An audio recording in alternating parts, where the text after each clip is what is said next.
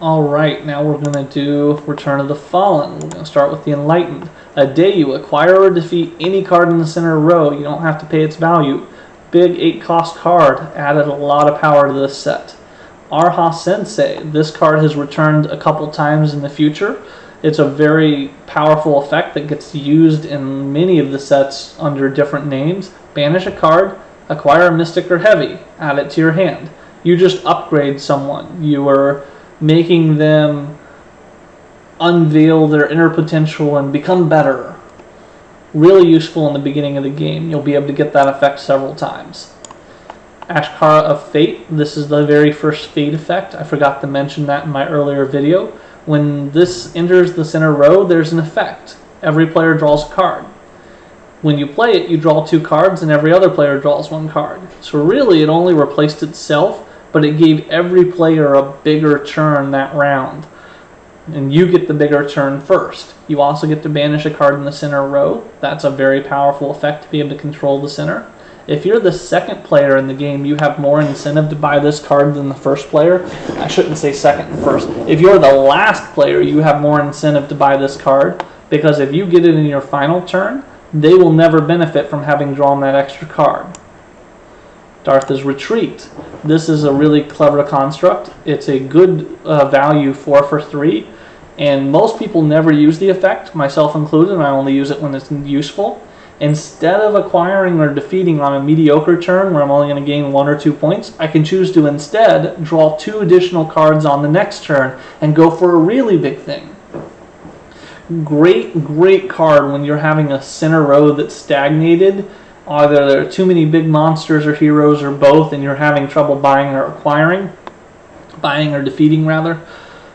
Instead of just taking some more Mystics and Heavies, why not pass that turn, draw 2 more in the next turn, and have a much higher chance of getting to a big card.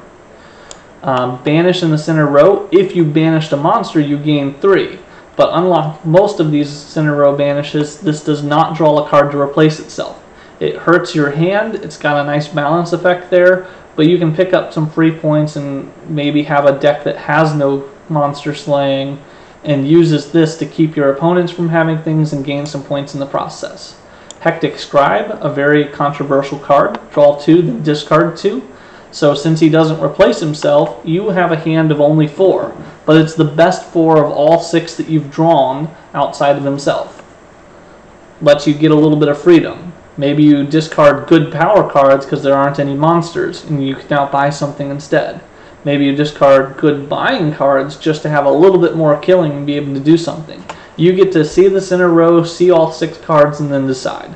So it's still powerful, it just hurts your hand size. Having more than 1 of them can really cripple you. If you end up drawing 2 of them, well, you've automatically lost that size just by having it in the hand. So there's no penalty really for playing it, you just have a penalty for having it.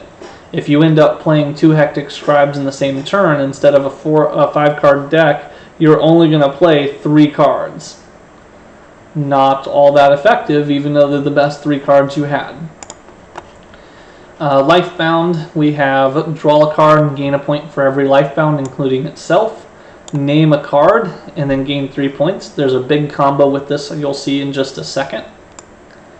We have Runes or Honor. Lots of honor, really powerful card. We have a really powerful construct. Lets you gain 2 runes every single turn. Buy all the big stuff you want when you've got something like that. And you also have this, you can acquire heroes in the void. There are some heroes that allow you to banish stuff from the center row like the Enlightened, or that actually get benefits when you banish them from your own deck, and now you can recall them from the void with Serpent Call and do it again. And here's that combo I was talking about. Stone Circle. When it enters the center, everyone gets to put a Mystic on top of their deck. Well, right away, even without owning the construct, if you have that Great Omen Raven, you now know the top card is, a Mystic. But once a turn, you can acquire a hero and put it on top of your deck. It's not the first time, so you can decline putting a hero on top and wait for a different one.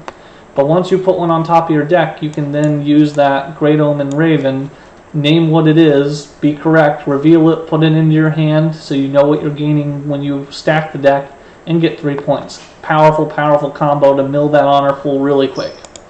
Mechana, we've got reducing the cost of constructs, drawing cards, constructs that let you draw more cards if you have enough constructs, things that make everything into Mechana to help set off all those other effects. Really powerful, acquire a hero or construct with a rune cost less than or equal to the number of Mechana constructs. So if you just have Project Alpha, you can only buy 1 cost cards. If you have Project Alpha and 1 other Mechana, you can buy 2 cost cards for free. Can get really, really big if you have a big stack of constructs. Reclamax. Fate, return a construct from discard pile to hand, and discard Reclamax from play, put it in your discard pile, it's not destroyed, and you can acquire a Mechana construct in the void that someone has banished. We have Socket Altar. Every time you put a Mechana construct into play, once per turn, you get 2 runes. Really powerful, it even acts like a mystic itself, and it makes all your Mechanas in the future act like mystics when they're played. If you end up with both of them, that's just super powerful. Now we have the Voids. Another fate, when it enters the center row, everyone gets to banish a card in hand or discard. It's draw a card, banish a card in hand or discard. Very powerful, very great card. Black Hole. Underrated, it's a 5 cost for 4 honor, already pretty decent just on converting your money into points, but it lets you banish a card in your hand for 1 power. Not all that much power, rarely puts you over the line for monsters, sometimes it does and that's great, but what it really does is get your deck thinner and thinner. Blackwatch Elite. Do not underestimate how much 3 power on a single card and a banish can do if you acquire this early enough. Deathseeker. This is what I was talking about earlier with Serpent Call being really clever. You gain 2 power, and if it's banished from your hand or discard pile, gain 3. If you already have this in your discard and you play something like Blackwatch and banish it, you get 3 points. A net of 2, by the way, since it was worth a point itself. And then you Serpent Call to buy it again. Well, then if you have another banish, you can banish it again. Good stuff. Guardian of Sidranus, this is a very questionable card and a really powerful card at the same time. Only gives you 1 power, just like a Militia. But if you defeat a monster successfully that turn, you gain an additional 2 honor, and there are 3 of them in the deck. They can become really big point swings when there aren't enough monsters to go around. Just killing 1 or 2 monsters with this effect will pay for itself really well. Also, towards the end of the game, 1 rune for 1 point is a great ratio. You might pick them up not even intending to play them. And then this is the very first example of a ability to kill something in the void. You may defeat a monster in the void as though it's in the center row. If you do, put it on the bottom of the center deck. Not a lot of power for a 7 cost card, but a really big effect being able to pick your monster from center or void. And then our monsters. All the constructs get destroyed, or they can discard a card to protect them, 1 for 1. We have gaining some honor and some runes, pretty balanced overall, just helps you convert some of your power into a rune hand as well.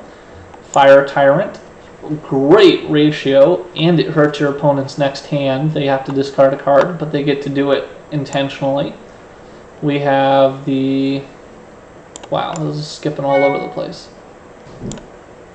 Come on. Behave. You've been behaving, mouse. Behave again. Ravenous Gorf. This is a weird one where when it enters the center row, you banish the cards on either side of it if there are any. And then you gain 3 honor and banish a card next to it when you kill it. Really does some weird things banishing the center row, and it's 3 honor for 3 cost. Really powerful card overall. And then here's the first unbanishable card they've ever introduced. You gain 8 honor for killing Samuel. He's the whole thing that this was about. No longer the avatar of the fallen, Samuel himself. When you defeat a monster in the center row or void, you can acquire it. If you play a monster, it is a hero with a power equal to its cost. Sordid Asp. This is not to be underestimated. This is one of the coolest banishing or balancing features I've ever seen in most games.